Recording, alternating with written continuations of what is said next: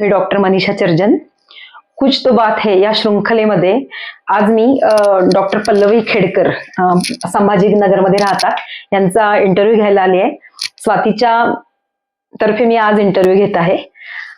तर doctor Pallavi Khedkar madam ह्या orbit, ऑक्युलोप्लास्टी, oncologist तज्ज्ञ तसेच नेत्र चिकित्सक आणि फेको तज्ज्ञ आहेत. तर आता ह्या ज्या मी सगळं वाचलंय ते जरा आपल्यासाठी नवीनच आहे, तर हे थोडंसं मॅडम आम्हाला शॉर्टमध्ये तुम्ही सांगू शकता? तर नमस्कार, मी डॉक्टर पल्लवी खेडकर. मी जे प्रॅक्टिस करते ते कम्प्लिटली स्पेशालिटी प्रॅक्टिस आहे. त्याच्यामध्ये ऑफ्थॅल्मिक प्लास्टिक सर्जरी आणि ऑन्कॉलॉजी, ऑक्युलर ऑन्कॉलॉजी म्हणजे डोळ्याभोवतीचे कॅन्सर ट्रीट करणे आणि जेव्हा कॅन्सर काढताना जो डिफेक्ट तयार होतो त्याची प्लास्टिक सर्जरी करून रिकन्स्ट्रक्शन करणे. आणि ऑफ्थॅल्मिक प्लास्टिक सर्जरीमध्ये मग जन्मतः जे व्यंग असतात तेव्हापासून ते मार लागलेल्या पेशंटमध्ये जे व्यंग तयार होतात किंवा मार लागल्या जे अवयव फाटले, म्हणजे जसं पापणी फाटली किंवा आपलं पाणी घेऊन जाणारी सिस्टीम आहे ती फाटली, तर ती रिपेअर करणे, ते म्हणजे ऑफ्थॅल्मिक प्लास्टिक सर्जरी. आणि त्यामध्ये अजून ऍडव्हान्स म्हटलं तर जे ऍडल्ट पेशंट असतात, म्हणजे वय झाल्यानंतर जर पापण्या लूज पडतात, आपल्या भुवया आणि पापण्यांची मधली जी जागा आहे ती सगळी लूज पडून खाली अशी लोंबकळल्यासारखी दिसते, अशा पेशंटमध्ये ब्लेफ्रोप्लास्टी म्हणून एक प्रोसिजर असते. ती प्रोसिजर करून आपण पेशंटला चांगला यंग लुक देऊ शकतो. म्हणजे बऱ्याचदा ते कॉस्मेटिक म्हणून पण करून घेतात बरेच जण, पण वय झाल्यानंतर ती गरज म्हणून करावी लागते. तर हे झालं ऑर्बिट, ऑक्युलोप्लास्टी आणि ऑन्कॉलॉजी.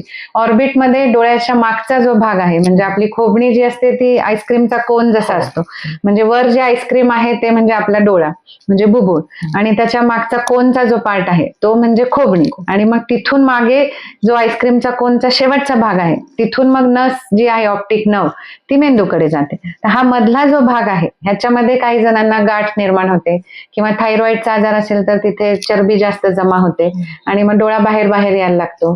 तर अशा पेशंटमध्ये मग ते ऑर्बिट रिलेटेड ऑपरेशन करावे लागतात. तर हा ऑर्बिटचा भाग झाला.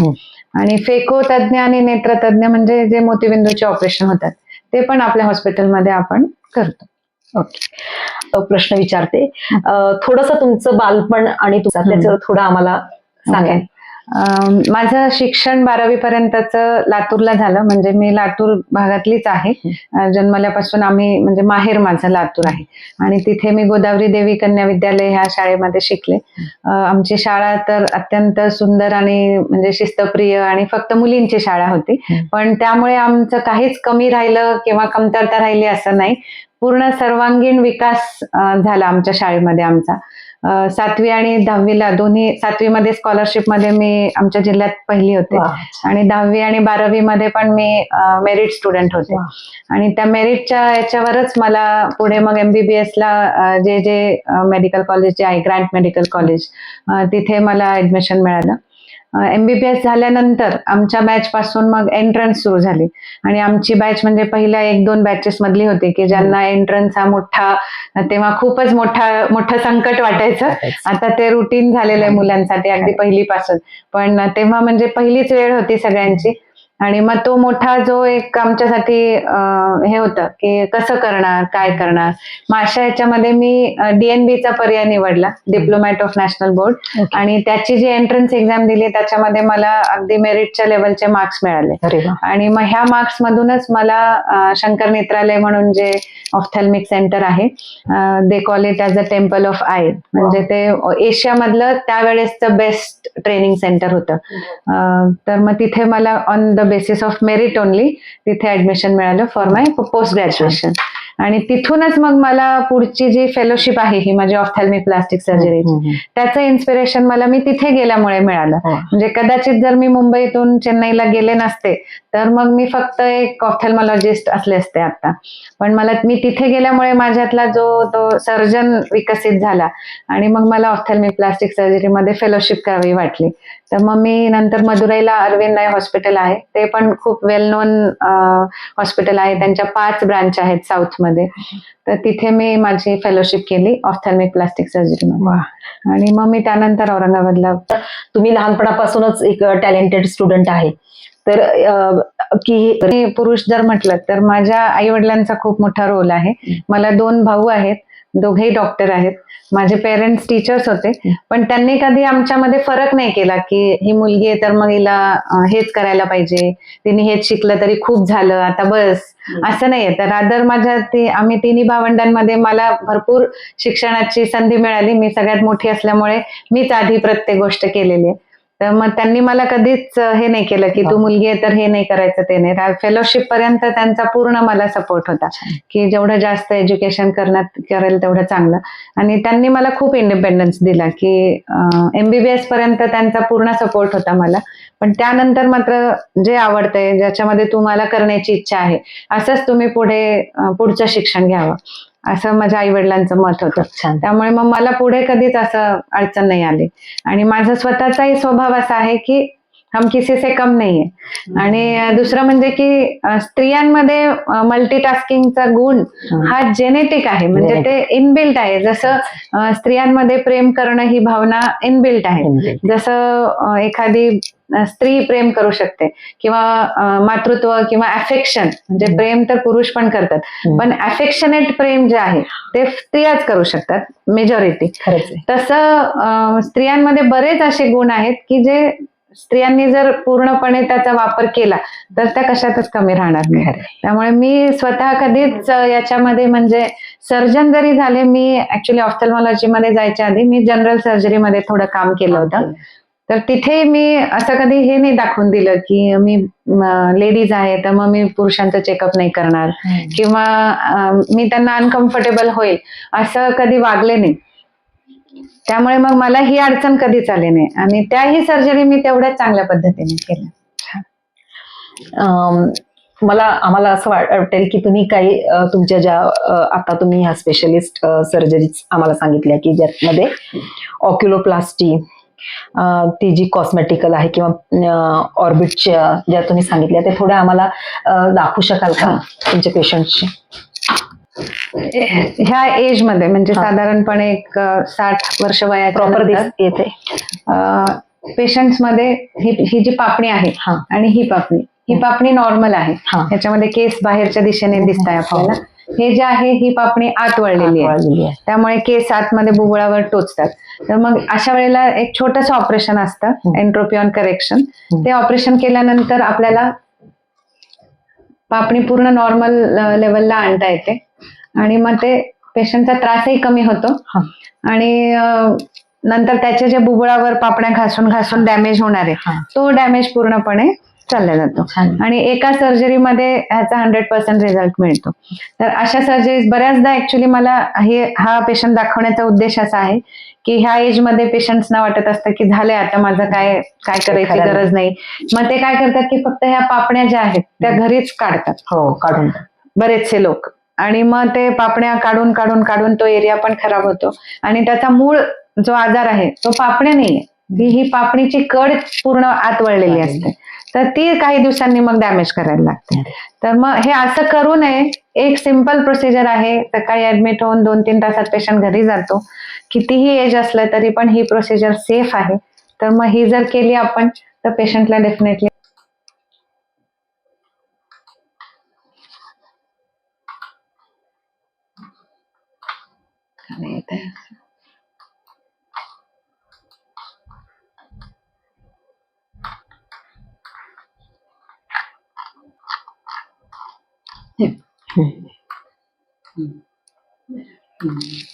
ही जी पापणी आहे ही पूर्ण आत वळलेली आहे, आणि ऑपरेशन नंतर दोन्ही डोळे जवळपास सेम दिसतात. आता हे सगळ्यांनी बघितलं असेल. आपल्या प्रेक्षकांना मी सांगू इच्छिते की म्हणजे सर्व्हिसेस आपल्या हॉस्पिटलमध्ये अवेलेबल आहेत. ते म्हणजे की ज्या पेशंट्स मध्ये एखादा डोळा खराब झाला, एखाद्याचा दोन्हीपैकी एक डोळा, आणि त्या डोळ्याने दिसत नाही, किंवा ऍक्सिडेंटमुळे तो डोळा निकामी झाला आणि काढून टाकावा लागला, किंवा मग काही पेशंट्स मध्ये पांढरं बुबुळ जे आहे त्याच्या समोरचं काळं बुबुळ ते पूर्ण पांढरं होऊन जातं, दुखणारा डोळा होतो, सतत त्याच्यामध्ये दुखत राहतं, ड्रॉप टाकत राहतं पण दिसत नाही. अशा वेळेला मग तो डोळा काढून टाकून किंवा मग त्या डोळ्याच्या वर जर जागा असेल तर मग आपण कॉस्मेटिकली त्यांचा चेहरा सुधरवू शकतो. जसं आता हा पेशंट आहे, ह्या मुलाचं हा डोळा मार लागल्यानंतर तो काढून टाकावा लागला होता आणि तो डोळा काढून टाकल्यानंतर मग फेस त्याचा तेवढा छान दिसत नाही. चांगला दिसत नाही. ह्या वयामध्ये याचा अजून वय लहान आहे पण जरी मोठा वयाचा पेशंट असेल तरी तो चेहरा बघून किती जण घाबरू शकतात किंवा स्वतःला आपण जेव्हा उठल्यानंतर आरशात बघतो तेव्हा स्वतःलाही 2 डोळ्याच्या जागी एकच डोळा आहे ही कल्पना सहन होणारी नाही. तर मग अशा पेशंटला जर आपण हा लुक दिला तर कोणाला नाही आवडणार है ना. हा जर लुक दिला तुम्ही बघू शकता इथे की पहिला त्याचा जो चेहरा आणि आता कम्प्लिटली किती तो मुलगा सुंदर दिसायला लागला आणि त्याचा कॉन्फिडन्स पण वाढला. दोन्ही फोटो मॅडम थोडा कोलाज टाईप करून दाखवा म्हणजे प्रेक्षकांना ते फरक लक्षात येईल. तुम्ही इथे बघू शकता की तुम्हाला या फोटोमध्ये लक्षात येणार नाही की आर्टिफिशियल जो बसवलेला डोळा आहे आणि नैसर्गिक ह्याच्यामध्ये तुम्ही फरक नाही करू शकणार. आता तुमच्याकडे समोर पहिला फोटो असल्यामुळे तुम्ही सांगू शकता पण किती हुबेहूब ती सर्जरी झालेली आहे. इतके सुंदर अनुभव आहेत की काही पेशंट तर जे लग्नाच्या आधी करून घेतात मग ते लग्नाचे फोटोज पाठवतात किंवा त्यांच्या स्पाऊसला म्हणजे जर मुलगा असेल तर बायकोला घेऊन येतात दाखवायला की मी इथं डोळा बनवून घेतला. म्हणजे ही पण भावना आता समाजामध्ये वाढत चालली आहे. पूर्वीच्या काळी लोक लपवत होते की आम्ही कोणाला सांगणार नाही वगैरे पण आता दोन्ही प्रकारचे मुलं आहेत म्हणजे यंग जनरेशन जी आहे त्यांच्यामध्ये बराच ओपननेस आलेला आहे. म्हणजे स्पाऊसला घेऊन येणं, स्पाऊसला आणून दाखवणं की हे इथे आम्ही करून घेतलं किंवा त्यांना बनवून घेतल्यानंतर किंवा आपण ह्या ठिकाणी डोळा बनवून घेतला आणि त्यामुळे लग्न झालं तो जो आनंद आहे आदरभाव तुमच्याबद्दलचा ते पेशंट आहे. म्हणजे यांचं कोविडच्या वेळी जेव्हा बुरशीजन्य आजार व्हायचे म्युकरमायकोसिस त्याच्यामध्ये डोळा काढून टाकावा लागला आणि ती जी कंडिशन होती पेशंटची ते ऑलरेडी खूपच डिप्रेसिंग होती. पेशंट पूर्ण कोविडमध्ये लॉकडाऊन आणि हे सगळं आणि एवढ्या आजारातून कसे तरी जीव वाचला पण मग डोळा काढून टाकावा लागला. बऱ्याच जणांना म्हणजे पापणी वगैरे सगळंच काढून टाकावं लागलं. तर मग अशा वेळेला आता ह्या पेशंटला पुढचं आयुष्य जर त्यांचं नॉर्मल हे करायचंय व्यतीत करायचंय तर खूपच त्रासदायक होतं.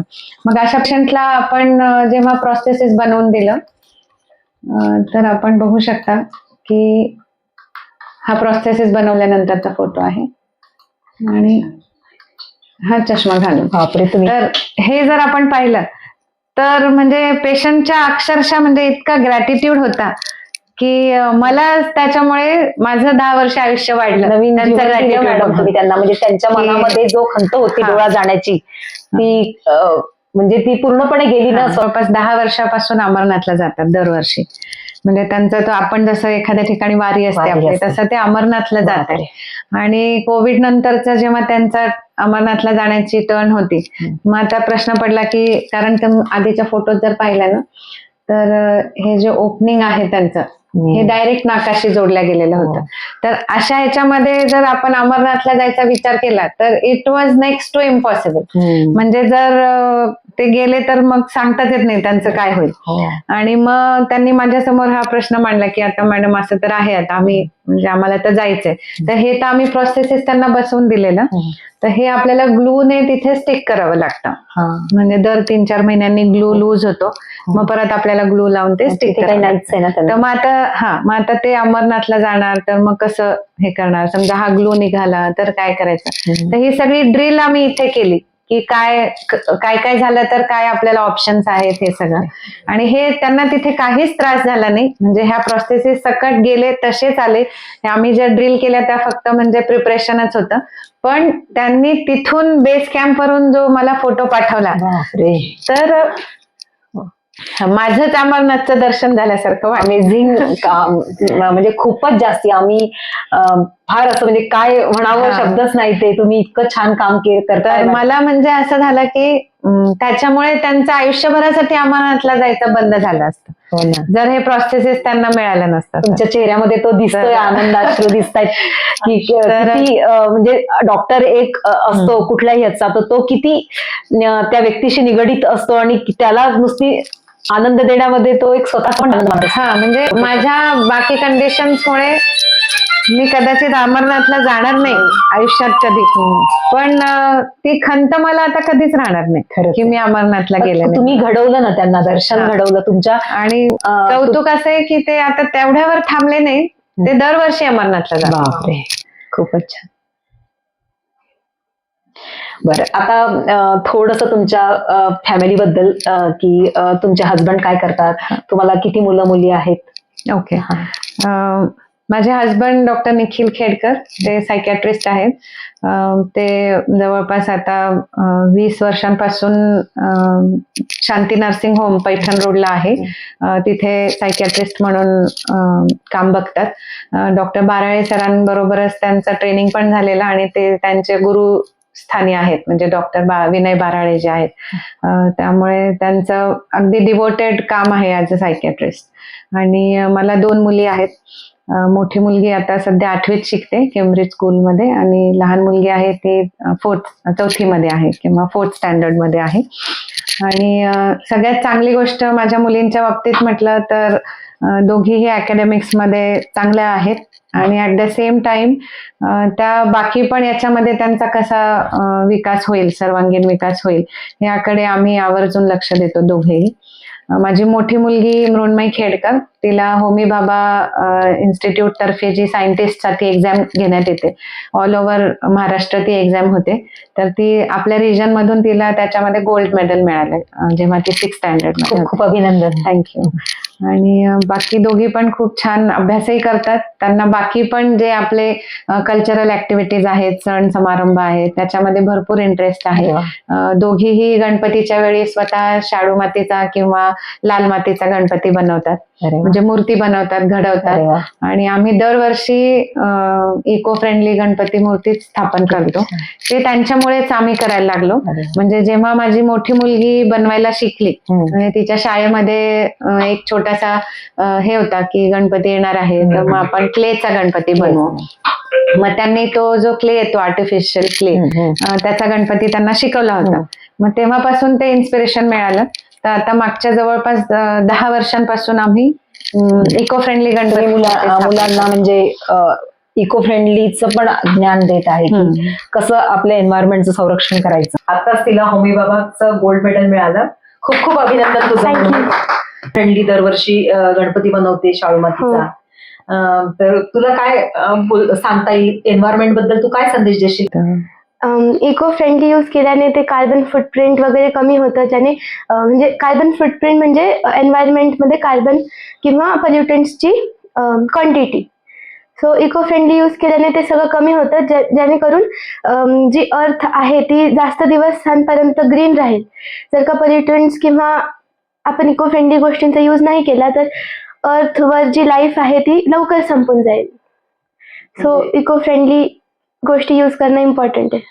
आपण बघू शकतो इथे की इतकी लहान आहे आणि ती आतापासून आपल्या पृथ्वीचा अर्थचा विचार करते. तर प्रत्येक घराघरात जर ह्या पिढीने जर असा विचार केला तर परत एकदा ती जी ऱ्हास होत आहे आपल्या वसुंधरेचा, पृथ्वीचा, तो थांबवता येईल. म्हणजे मी परत मॅडमला एका ठिकाणी परत अजून म्हणजे अप्रिसिएशन करते बाय माय हार्ट, म्हणजे की तुम्ही डॉक्टर आहातच, तुम्ही लोकांना नवीन जीवन देताय, पण शिवाय तुम्ही मुलींवर पण ते संस्कार करताय की म्हणजे बॅलन्स करताय तुम्ही तुमचं लाईफ, की मुलींचे संस्कार, त्यांचा अभ्यास घेणं. तुम्ही पहिलेच सांगितलं. आपण पहिल्यांदा भेटलो तिला. तुझं नाव काय? सान्वी. मृण्मयी आणि सान्वी ह्या अशा 2 मुली आहेत मॅडमच्या. म्हणजे मॅडम प्रॅक्टिस करता करता सर्जरी करतात, लोकांच्या आयुष्यात बदलून टाकतात. शिवाय ह्या मुलींवर पण खूप छान संस्कार करतात की ह्या वयात त्या पृथ्वीचा पण विचार करतात आणि शिवाय त्यांचा अभ्यास पण घेतात. खरंच मॅडम तुम्ही म्हणजे मल्टीटास्किंगच आहात की एवढं सगळं करायचं. पेशंटचा स्ट्रेस, सर्जरी सोपं नाही आणि पूर्ण फॅमिली बॅलन्स. तर तुम्ही ते कसं तुमचं फॅमिली सगळ्यात पहिलं ऍक्च्युली आपल्याला फॅमिली बॅलन्स करायचं असेल तर स्वतःवर थोडं काम केलं पाहिजे. कारण मी पण ह्या चुका करून करूनच ही गोष्ट शिकली. सुरुवातीला जेव्हा माझी मुलगी लहान होती तर तेव्हा मी पण त्या फेज मधून गेले की मला हे जमत नाहीये, मला ते जमत नाहीये, मला हे करायचंय. मग मला तेव्हा ज्या गोष्टी करायच्या होत्या त्या मी नाही करू शकले. म्हणजे छोटं उदाहरण आहे त्याच्यातलं की वेट लॉस. मला वेट लॉस करायचा होता, जो माझ्या प्रेग्नन्सीमध्ये वेट गेन झाला किंवा इन जनरल वेट गेन झालेलं माझं थ्रू आउट माझ्या शिक्षणापासूनचं, तर ते मी करू शकले नाही. पण जेव्हा माझ्या लक्षात आली ही गोष्ट की जोपर्यंत आपण स्वतःवर काम करणार नाही, स्वतःला बॅलन्स मध्ये आणणार नाही, तोपर्यंत आपण बाकी कुणालाही बॅलन्स मध्ये ठेवू शकत नाही. म्हणून आधी स्वतःवर प्रेम करा किंवा स्वतःवर थोडंसं लक्ष द्या आणि मग आपण डेफिनेटली बाकी सगळ्या गोष्टी मॅनेज करता येतात, जर आपण स्वतःला मॅनेज करता आलं तर. दुसरं म्हणजे की फॅमिली सपोर्ट हा खूप मोठा भाग आहे याच्यामध्ये. म्हणजे आमची जॉईंट फॅमिली आहे, म्हणजे सासू सासरे आणि आम्ही एकत्र राहतो. त्यामुळे माझ्या सासू सासऱ्यांचा मला खूप मोठा सपोर्ट मिळाला ह्या सगळ्या प्रवासामध्ये. आणि घरी आपण थोडंफार आता आमच्याकडे ज्या स्टाफ आहे किंवा घरी पण जी हेल्प घ्यायला पाहिजे, आपण बऱ्याचदा अट्टाहास असतो की सगळं मीच करणार, माझ्याच हाताने झालं पाहिजे. तर असं काहीही नाही. आपण जर ते व्यवस्थित मॅनेज केलं तर मावशी जी आहे आपल्या घरी थांबणारी किंवा हेल्पर, त्यांच्या मार्फत सुद्धा आपण बऱ्याच गोष्टी मॅनेज करू शकतो.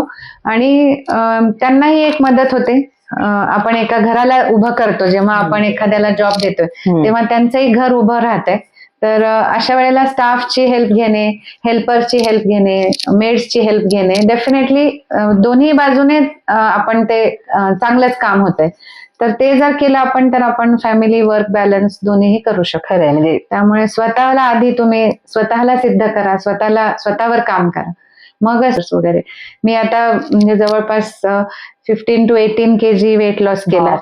तर त्याच्यासाठी जो संयम पाहिजे, जो बॅलन्स पाहिजे, त्या सगळ्या ह्याच्यासाठी माझ्या फॅमिली मेंबर्सने मला खूप मोठा सपोर्ट केलेला आहे. म्हणजे जो वेळ मी एक्सरसाइज साठी दिला तो ऍक्च्युली माझ्या मुलींमधूनच घेतलेला आहे मी. जो त्यांचा हक्काचा वेळ होता तो त्यांनी मला दिला. त्या पण खूप अंडरस्टँडिंग आहेत, समजूतदार आहेत. त्यामुळे मग त्यांनी तेवढं मला करू दिलं. पण ते करण्यासाठीची जी एनर्जी आहे ती स्वतःमधूनच काढावी लागते.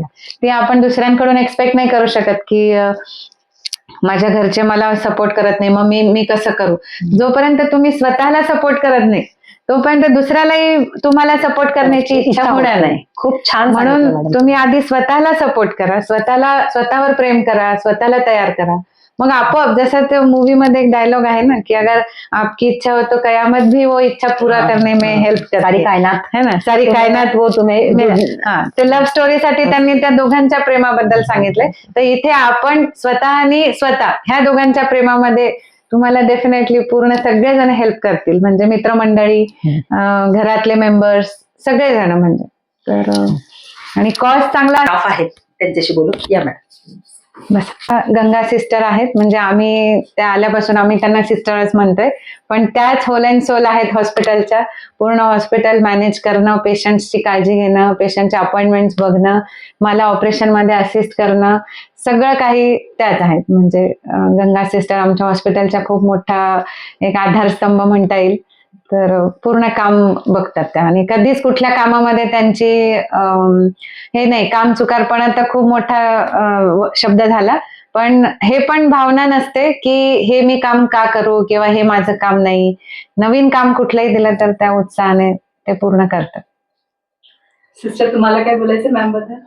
मला आहे ना, मी जेव्हापासून जॉईन झाले तेव्हापासून मी मॅडमचं काम पाहते. मॅडम औरंगाबाद जिल्ह्यातले एकमेव प्रथम ऑक्युलोप्लास्टिक सर्जन तर आहे. आणि त्यांचं ऑपरेशन म्हणा, पेशंटचं चेकअप म्हणा, सगळं व्यवस्थित काम आहे एकदम. म्हणजे मला खूप प्राऊड फील होतं की मी त्यांच्यासोबत काम करते.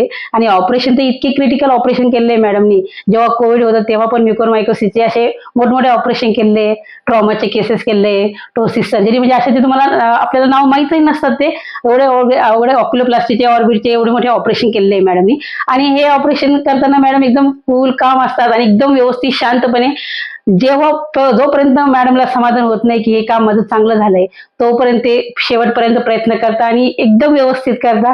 म्हणजे पेशंटचं समाधान पैसाच नसतो माझा, पेशंटचं समाधान, पेशंटचं हे आनंद हे खूप महत्वाचं असतं. आणि ते मॅडमच्या म्हणजे पेशंट जेव्हा सांगतात की मॅडम तुमच्यामुळे आमचं हे छान झालं, तर आम्हाला पण एक प्राऊड फील होतं त्यांच्यासोबत आम्ही काम करतोय. आम्हाला पण असं वाटतं की आम्ही त्यांच्यासोबत ऑपरेशनला मदत करतोय, आणि ही खूप प्राऊड फिलिंगची गोष्ट आहे.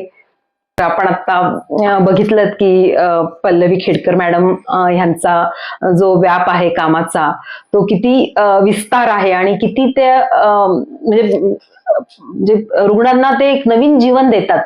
नुसतीच त्या ऍज अ डॉक्टर नाही आहेत, तर त्यांचं लाईफ खूप बॅलन्स केलंय त्यांनी, आणि त्याच्यामध्ये त्यांनी त्यांच्या फॅमिलीला व्यवस्थित केलंय, त्यांच्या स्टाफला त्यांनी व्यवस्थितरित्या, म्हणजे नुसतीच त्या डॉक्टर नाही तर त्यांना टीम मॅनेजमेंटचे पण स्किल येतात. म्हणजे ते आता सांगत होते की माझा जो बॅलन्स आहे ऍज ए मेडिकल प्रोफेशन आणि ऍज ए फॅमिली मेंबर, पण त्यांनी तो इतक्या सुंदर पद्धतीने, म्हणजे त्यांचं टॅलेंट एव्हरीवेअर आपल्याला दिसतंय की त्यांनी फॅमिलीला पण तेवढ्याच पद्धतीने मॅनेज केलंय, त्यांनी स्टाफला पण ज्या पद्धतीने टीम मॅनेज करतात त्याच्यामुळे त्या एवढं मोठं आज समाजात काम करू शकतात. थँक्यू. धन्यवाद. पुढच्या भविष्यासाठी खूप खूप शुभेच्छा मॅडम तुम्हाला. आम्हाला खूप आनंद मिळाला आज तुम्हाला भेटून, आणि तुमच्या कार्याचं खरंच करावं तितकं कौतुक कमी आहे. बेटा कैसा लगता है आपको जब मम्मा क्लिनिक में होती तो कैसा लगता है आपको? मम्मा क्लिनिक में रहती है तभी भी हमसे बात करती है, जब हम स्कूल से आते हैं तभी भी हम मम्मा से मिलते हैं। अच्छा, आप आते रहते मम्मा से मिलने बीच बीच में? हाँ, अच्छा, और जब मम्मा घर पे रहती है तो कैसा लगता है? तो मम्मा के साथ हम खेलते हैं, पढ़ाई करते हैं। मम्मा पढ़ाई लेती है आपकी? हाँ अरे वाह, मतलब मम्मा पूरा ध्यान रखती है आपका, हाँ, सो नाइस। आप कौन से स्टैंडर्ड में हो? 4th अभी आप कौन सी बुक लेके आए थे पता? साइंस की। साइंस की। मम्मा सिखाती है आपको? हाँ, अरे वाह, सो नाइस। होती म्हणजे मार लागल्यानंतर एकदम पॅनिक केस मध्ये पेशंट आलेले. पेशंटचं वय होतं 6 वर्ष, मुलगी छोटीशी, आणि डॉग बाईट झालेलं, म्हणजे अचानक स्ट्रे डॉग कुत्रा चावला आणि तिच्या पापणीचा पूर्ण त्याने तुकडे तुकडे केले. बापरे. तर याच्यामध्ये 2 गोष्टी होत्या. एक तर कॉस्मेटिक, की आता ही पापणी कशी आपण पूर्णपणे पूर्ववत जागेवर आणणार. दुसरं एक होतं की हे जे छोटे रॉड दिसतंय आपल्याला, हे पाणी जायचा रस्ता असतो. आपल्या डोळ्यातलं जे पाणी आहे ते नाकात जातं, सहसा नाकातून घशात, हा नॉर्मल रूट असतो. तर हे पण वरच्या पापणीचा आणि खालच्या पापणीचा, दोन्ही हे नलिका ज्या होत्या त्या पूर्ण तुटल्या होत्या. तर त्याला मग पूर्ण रिकन्स्ट्रक्ट करावं लागलं, आणि सगळं याच्यामध्ये स्टेंट वगैरे टाकून ह्या नळ्यांमध्ये आपण पूर्ण रिकन्स्ट्रक्ट केलं. हे ऑपरेशन झाल्याचा फोटो आहे, आणि हा एक 8 दिवसानंतरचा फोटो आहे, हा जो बघतोय आपण. आणि तिचा फायनल लुक मला तुम्हाला दाखवता येईल. हा 1 महिन्यानंतरचा. बापरे, एवढा कट झालेला डोळा, आपण विश्वासच ठेवू शकत नाही की एवढे तुकडे झाले होते याचे. आणि फाईन सर्जरी. ही पेशंट म्हणजे आताच्या ह्याच्यामध्ये ती आता जवळपास 13-14 वर्षाची आहे, आणि आता जर आपण तिला पूर्ववत त्याच्यात जाऊन दाखवायचं म्हटलं तर कोणीही विश्वास ठेवणार नाही. आता की तिची पापणी इतके तुकडे झालेले आहेत, इतकी फाईन सर्जरी की कुठेच त्याचे दिसत नाही, स्टिचेस, व्रण पण नाही. तर फेसवरच्या ह्याच्यामध्ये सहसा खूप छान रिझल्ट मिळतात, पण केव्हा तर इमिडिएटली जर आपण त्याची योग्य ती सर्जरी केली तर. म्हणजे आता हे जे पाणी जायचा रस्ता आहे, आपण स्टेंट टाकून मी तो पूर्ण जुळवला वगैरे, पण हेच जर समजा 4 दिवसांनी आले असते ते, तर मग हा स्टेंटचा रिझल्ट एवढा छान आला असता आपण सांगू शकत नाही. हे त्या गोल्डन आवर मध्ये आले, म्हणजे ज्या दिवशी कुत्रा चावला नंतर जवळपास 24 तास ते 36 तासाच्या आत तर ऑपरेशन पण झालेलं त्या मुलीचं. तर हे जे चॅलेंज आहे हे दोन्हीकडल्या यांनी स्वीकारलं पाहिजे, म्हणजे पेशंटचे नातेवाईक आणि डॉक्टर दोघांनी मिळून हे टीम वर्क आहे. जर हे करता आलं आपल्याला तर काहीच त्याच्यामध्ये म्हणजे रिझल्ट आपण मिळवण्यामध्ये कुठेच. हे खूप कॉमन आहे. ज्या माता म्हणजे मुलांना दूध पाजतात आणि ब्लाऊज हुक जे आहे ते हुक ब्लाऊजचं बाळाच्या पापणीला लागतं, आणि आपल्याला असं वाटतं कसं काय लागू शकतं वगैरे, पण माझ्याकडे बरेच पेशंट येत राहतात. म्हणजे असं नाहीच झालेलं की आता कधी होत नाही असं वगैरे म्हणून. अजूनही म्हणजे मी मागच्याच आठवड्यामध्ये 18 महिन्याचं बाळ होतं ते, त्या बाळाचं असंच ऑपरेशन केलं, आणि टिपिकली म्हणजे खालच्या पापणीमध्ये इथे ते ब्लाऊज हुक होतं आणि एवढंच कट होतं ते. म्हणजे याच्यात काही असे खूप तुकडे आणि खूप हे होत नाही चुरा, पण हे जे पाणी जायचा रस्ता आहे ना तो कट होतो. आणि तो जर जुळला नाही तर मग लाईफ टाईम त्या पेशंटला म्हणजे पाणी येत राहणार डोळ्यामध्ये. तर मग हे त्या वेळेमध्ये जर आपण हे केलं, आपण झूम केलं तर आता हे ऑपरेशनच्या वेळेसचा फोटो आहे. हा इथे आपल्याला स्टेंट दिसतोय छोटासा. मग हा स्टेंट आपण असा इथे टाकला आणि मग ह्या इकडून तो नळीमध्ये जातो. मग नंतर आपण ते टाके वगैरे घेऊन हे सगळं जोडून घेणार. त्याचा पोस्ट ऑफ होत आहे आपल्याकडे हे. बापरे. खूपच छान. तर हे जे इथे दिसते हा स्टेंट आहे. हा स्टेंट आपण एक 1.5-2 महिन्यानंतर मग काढून टाकतो. म्हणजे मग ती जी नलिका आहे ती त्या स्टेंटच्या अवतीभोवती हील होते आणि मग ती पोकळ राहते आतमध्ये. जर आपण स्टेंट नाही टाकलं तर ती नळी पूर्ण बंद होणार. म्हणजे ते आपले केस असतात तेवढीच थिन असते. त्यामुळे ते करणं गरजेचं आहे. पण हे बऱ्याच जणांना माहित नसतं. मग ते कुठेतरी कॅज्युअल्टीमध्ये किंवा नॉर्मल कुठल्याही हॉस्पिटलमध्ये टाके घेऊन टाकतात आणि मग नंतर आपण त्याला काहीच करू शकत नाही. तर ते वेळेत जर ही नळी बंद आपण जर तयार ठेवली तर मग हे ऑपरेशन सक्सेसफुल होतं. डोळ्यासारख्या नाजूक वेळेवर तर म्हणजे पोहोचणं आवश्यक आहे. तुमचं आवश्यक आहे. सगळं हा. म्हणजे आणि खूप जणांना म्हणजे आयुष्य मिळत नाही. डोळ्यांच्या इंजुरीसाठी, जखमेसाठी मॅडम ह्या एक म्हणजे जीवन आता काय म्हणत होती मी माझ्या याच्यात, आशेचा किरण आहेत की नाही, तुमचा डोळा वाचू शकतो आणि तो पूर्ववत होऊ शकतो. खरंच खूप मोठा आशेचा किरण आहे. थँक्यू. मोठी गोष्ट ही असते आपल्या जीवनातली की आपण कुठल्या लोकांच्या संपर्कात येतो, आपण कुठे शिकतो, कुणाकडून शिकतो, त्याचा खूप मोठा इम्पॅक्ट आपल्यावर पडतो. तर माझं सुद्धा तसंच झालं. मी जेव्हा शंकर नेत्रालयाला ऍडमिशन घेतलं माझ्या पोस्ट ग्रॅज्युएशनसाठी, तेव्हा मला माहित नव्हतं की माझ्यामध्ये एवढे बदल होणार आहेत किंवा तिथे मला ह्या सगळ्या गोष्टी पाहायला मिळणार आहेत. पण doctor SSB, chief of Shankar Nethralaya, who has founded Shankar Nethralaya in Chennai, त्यांनी इतक्या म्हणजे सायन्स तर शिकवलंच त्यांनी, पण बाकीच्या ज्या ह्युमन क्वालिटीज त्यांनी इनकल्केट केल्या आहेत तिथल्या स्टाफमध्ये, तिथल्या स्टुडंट्समध्ये, त्या मला शेअर कराव्याशा वाटतात. की तिथे आम्ही जेव्हा 3 वर्ष शिक्षण घेतलं तर खूप सारे रूल्स आम्हाला तेव्हा ते खूप जाचक वाटायचे की असंच का तसंच का. फॉर एक्झाम्पल, इलेक्ट्रिसिटी वेस्टेज नाही झालं पाहिजे किंवा पेपर वेस्टेज नाही झालं पाहिजे. म्हणजे पूर्ण हॉस्पिटलमध्ये ठिकठिकाणी 1 साइडेड पेपर, म्हणजे जे प्रिंट केल्यानंतर वेस्ट होतात किंवा पेशंटचे डिस्चार्ज कार्ड आहेत जे चुकले किंवा काही पण, जिथे आपल्याला तो पेपर यूज करता येईल, एक साइड चांगली आहे किंवा अर्धा पेपर चांगला आहे, अशा पेपरचा पुढे कसा वापर केला पाहिजे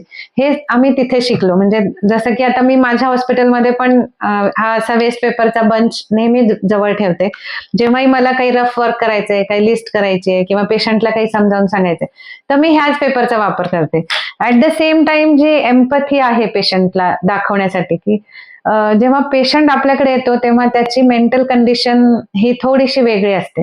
तर अशा वेळेला आपली ड्रेसिंग स्टाईल किंवा आपण समजा आता कुठल्या फंक्शन मध्ये गेलोय आणि आपण मेहंदी लावून बसलो क्लिनिकमध्ये, तर ती मॅच होत नाही. जेव्हा पेशंट आपल्याकडे येतोय तर पेशंटची मेंटल कंडिशन, रिलेटिव्हची मेंटल कंडिशन आणि आपली ऍटलिस्ट ऍट दॅट मोमेंट थोडीफार तरी मॅच झाली तर मग आपल्याला जे कन्वे करायचंय ते इझी जातं. ऍट द सेम टाइम आपण एम्पथाइज करणं खूप सोपं जातं पेशंट बरोबर. सिंपथी दाखवण्याची गरज नसते प्रत्येक वेळेला, पण पेशंटचं जे इमोशनल कनेक्ट पाहिजे त्याच्यासाठी आपण पण त्याच लेवलने जर ह्या सगळ्या गोष्टी मॅच केल्या तर ते पेशंट पर्यंत चांगलं पोहोचतं आणि पेशंटलाही आपण जे सांगतोय ते पटण्यास खूप फायदा होतो. आणि ग्रॅटिट्यूड जो आहे की कुठलाही पेशंट, आपलं कल्चर आहे, आपण कोणीही आपल्या घरी आलं तर आपण त्यांना नमस्ते म्हणतो किंवा नमस्कार करतो, मोठे आहेत तर वाकून नमस्कार करतो. आता इथे ह्या प्रोफेशन मध्ये आपण वाकून नमस्कार करणं तर थोडंसं अडचणीचं होऊ शकतं for a profession of doctor and patient relationship. पण त्या ठिकाणी मग कसा वे आउट राहील तर ऍटलिस्ट तुम्ही हात जोडून पेशंटला थँक्यू म्हणा, बाय म्हणा किंवा पुन्हा 8 दिवसांनी या. आपण जेव्हा पेशंटला सांगतोय की फॉलोअपला यायचंय तेव्हा पेशंटला पण जर आपण सिमिलर ग्रॅटिट्यूड दाखवला तर डेफिनेटली पेशंटचा जो एक्सपिरियन्स आहे तो एनहान्स होतो. तर ह्या सगळ्या गोष्टी आम्ही शंकर नेत्रालयमध्ये शिकलो आणि त्यातल्या जेवढ्या आम्हाला इथे आमच्या प्रॅक्टिसमध्ये आणता येतील त्या आम्ही डेफिनेटली आणतोय. माझ्याबरोबर माझे बरेचसे कलिग्स आहेत जे शंकर नेत्रालयमधून पुढे शिकलेत, पुढे मोठे झालेत. ते कितीही मोठे झाले तरी त्यांच्यामध्ये पण ह्या क्वालिटीज आपल्याला लक्षात येतील. एवढ्या सिव्हिअरिटीने त्यांनी ते शिकवलेले, म्हणजे एवढा इन्फ्लुएन्स होता त्यांचा SN मध्ये. तर I really thank Shankar Nethralaya for all this. Doctor Rajashree Patil madam यांना आपण धन्यवाद देऊ शकतो. कारण जर त्यांनी आपल्याला मॅडम बद्दल नसतं सांगितलं तर एवढ्या मोठ्या गोष्टी आपल्याला कळाल्या नसत्या आणि इतका मोठा हिऱ्यासारखं जे चमकणारं तेज आहे मॅडमचं ते आपल्यापर्यंत पोहोचलं नसतं. त्याच्यामुळे मी परत एकदा डॉक्टर राजश्री पाटील मॅडमला खूप खूप धन्यवाद देते. थँक्यू.